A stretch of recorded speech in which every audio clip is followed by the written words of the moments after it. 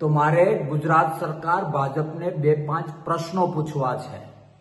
મારે એમને કહેવું છે કે એક દીકરાને હું 1000 વીઘા જમીનનો કેરીનો બગીચો આપું અને એક દીકરાને હું એ જ બગીચામાંથી સડેલી માત્ર એક કેરી આપું તો હું સાચો માવતર કહેવાઉં નહીં।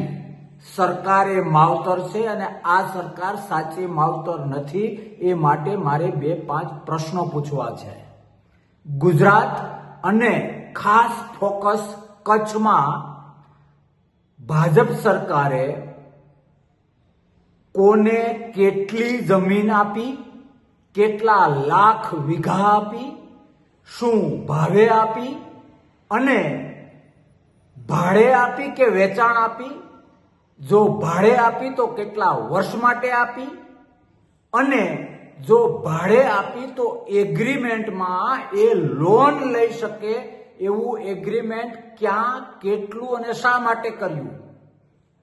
વિગત એવી છે કે આ સરકાર લાખો વીઘા જમીન એની લાડકી કંપનીઓને મફતિયા ભાવમાં આપે છે, ભાડા પેટે આપે છે, 30 વર્ષના ભાડા પેટે આપે છે અને એના ઉપર લોન લેવાની છૂટ આપે છે। હું એ કહેવા માંગુ છું કે ગુજરાત અને ગુજરાતની મિલકત એ ગુજરાતીઓની છે। ગુજરાતની સરકાર એ ગુજરાતી લોકોએ આપેલા મતને આધારે બનેલી છે। તો ગુજરાતના લોકોની મિલકતને આ રીતે મફતના ભાવમાં પોતાને ફંડ આપતા લોકોને આપવી, ભાડા પેટે આપવી અને એ ભાડાના એગ્રીમેન્ટમાં લોન લેવાની છૂટ